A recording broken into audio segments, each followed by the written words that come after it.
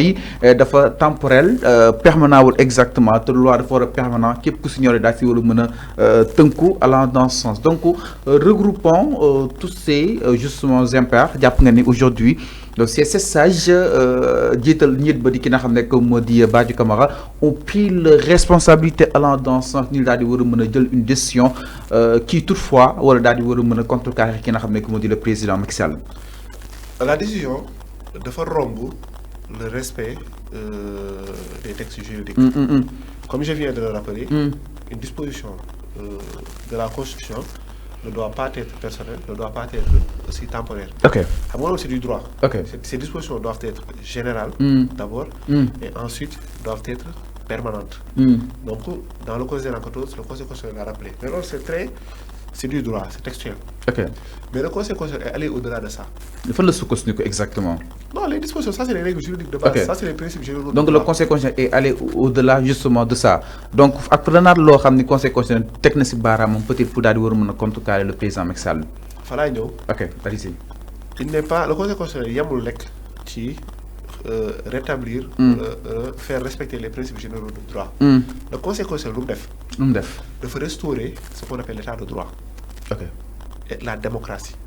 Parce que quand on faisait des analyses juridiques, à un moment donné, on voyait que le président était comme un roi dans notre République.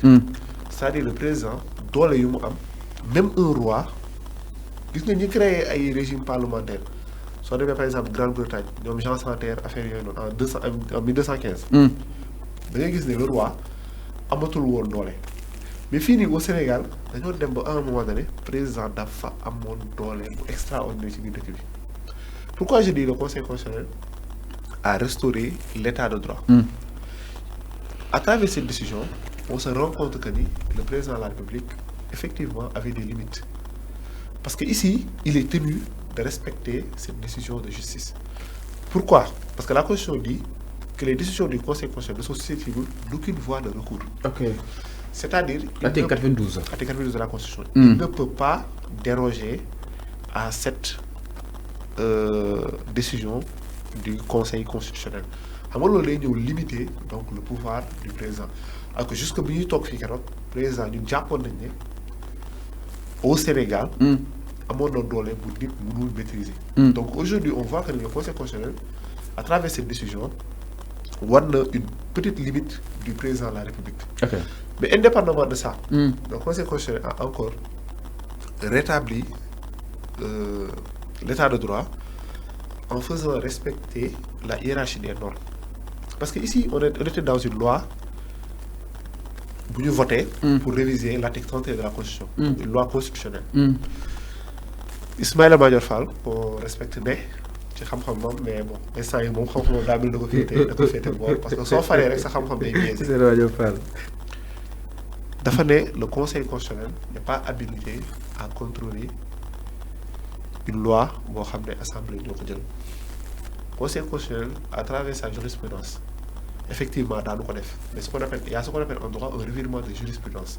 Et ici ce revirement du moins est un peu mitigé dans la mesure où le Conseil avait dit que si nous avons une clause du Constitution, d'aller réviser, d'aller contrôler la conformité de la loi dans sa décision de 2016. En 2016, le Conseil donne un avis. Il dit qu'il ne peut pas le mandat. C'était un avis à l'époque. Il dit quel que soit le motif, il ne peut pas le Aujourd'hui, le Conseil soit relais ci Arabie.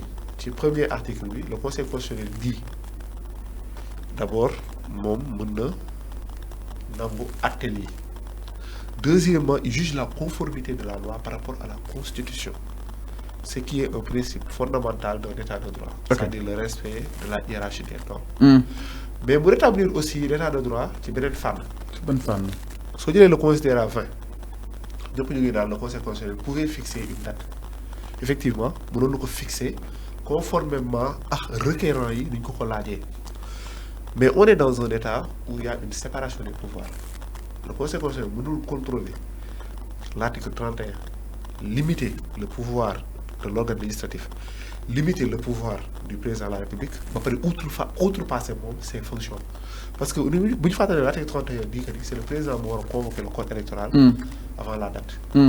Aujourd'hui, c'est la raison pour laquelle le Conseil constitutionnel a fait respecter le principe fondamental de séparation des pouvoirs. Alors. Donc, l'ONU, c'est des mécanismes qui permettent de dire qu'il y a eu un rétablissement d'un état de droit. Et j'en profite pour dire que le Conseil constitutionnel n'a jamais énoncé, ou n'a jamais parlé de dialogue dans cette décision. Parce que le terme dialogue, c'est un terme qui est très Sénégal alors que c'est un terme qui n'est même pas fait pour une démocratie, pour un état de droit. Alors, disons exactement par rapport à Guadeloupe. Donc, justement, en tant que juriste, peut-être sous décision de chacun y va de son analyse personnelle exactement. Nous le Conseil constitutionnel n'a pas justement réellement pris ses responsabilités allant dans le sens convoquer une date pour tenir ces élections exactement. Nous sommes de une semi-mesure allant dans ce sens. Parce que le Conseil constitutionnel, certes, il y a le président Macky Sall. Il y a l'exécutif. Tout le monde peut-être ses responsabilités à convoquer justement les parties prenantes pour l'élection. Le président Macky Sall a date nangam a date li dans tenir ces élections. Alors, le Conseil constitutionnel a peut-être à réagir autrement ou la part des choses entre justement les différents pouvoirs, respecter les pouvoir exécutif puis l'omnar. Mais l'autre temps, le Conseil constitutionnel ne fixe d'autres élections quand même. Voilà. Le Conseil constitutionnel a pris entièrement sa responsabilité. Dans la mesure où... Comme une semi-responsabilité. Non, a pris ses responsabilités. Dans la mesure où moi, d'abord de contrôler la conformité de la loi, la constitutionnalité de la loi qui tenait à réviser l'article 31 de la Constitution. Là, encore une fois, on est dans un état où il y a une séparation des pouvoirs, où chaque institution, où chaque organe a un rôle qu'il doit jouer. Donc le rôle du Conseil constitutionnel, effectivement, c'est tout les plus de l'élection. Mais quand on parle de fixer des dates, effectivement, il pouvait prendre ses prérogatives et fixer cette date. Mais l'ordre exécutif, donc lui, pour faire respecter le principe de séparation de pouvoir ou les règles de la démocratie, il a laissé fixer la date. Mais cela ne veut pas dire, en plus il lui a dit, en fonction de la circonstance exceptionnelle qu'on vit. C'est-à-dire qu'on ne peut plus faire des élections à partir du 25 février. Mais on a un réaménagement pour fixer la date avant la date du 2 avril.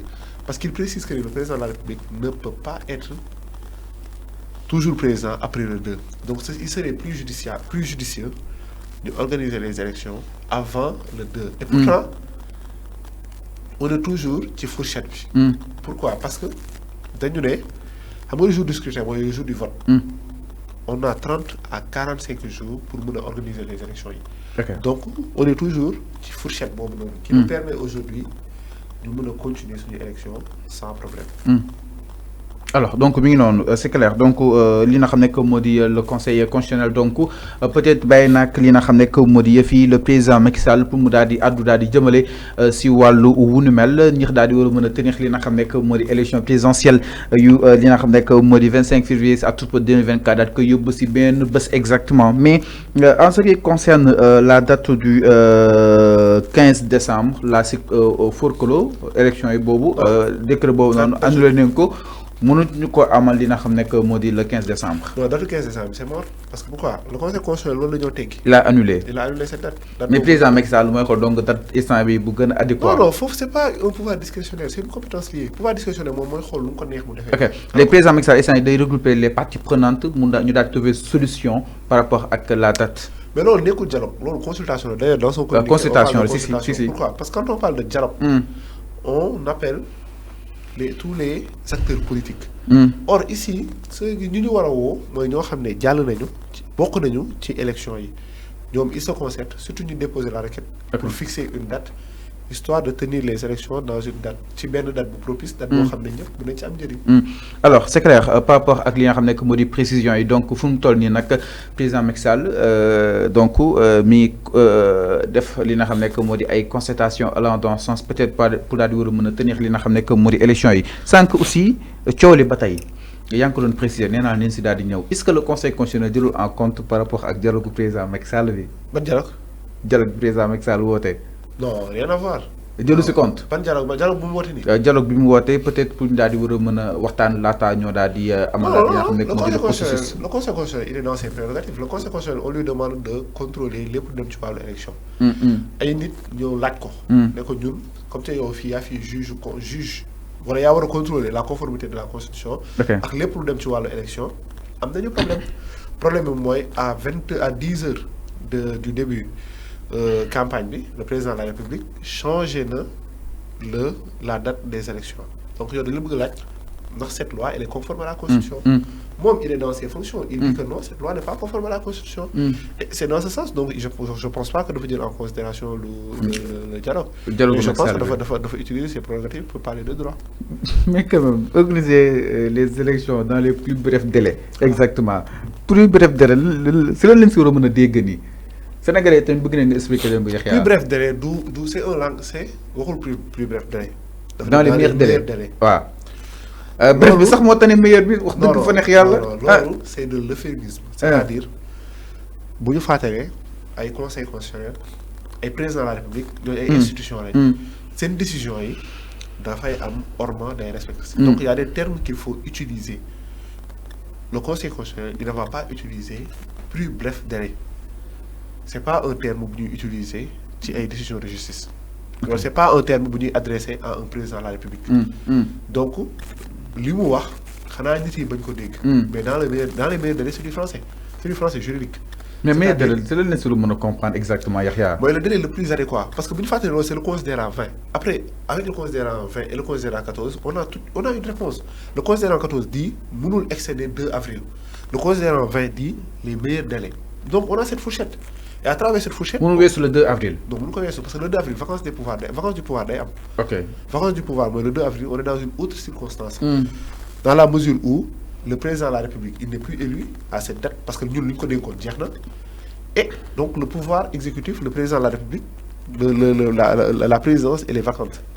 Donc, là-bas, le Conseil constitutionnel a toutes les prérogatives pour nous au le président de l'Assemblée nationale. Et là-bas, il y a aussi un problème parce que, en principe, une nouvelle procédure sera mise en place. C'est-à-dire une procédure qui n'est pas une procédure bidirecte. Ça, c'est un problème. C'est le problème du 2 avril. Parce que si Mamboy c'est des dispositions qui ont été gérées par la Constitution. Au-delà du 2 avril, Mamboy est installé. Et si nous avons commencé à déclencher une autre procédure sera déclenchée. Mais bonne procédure, exactement. Parce que Koko,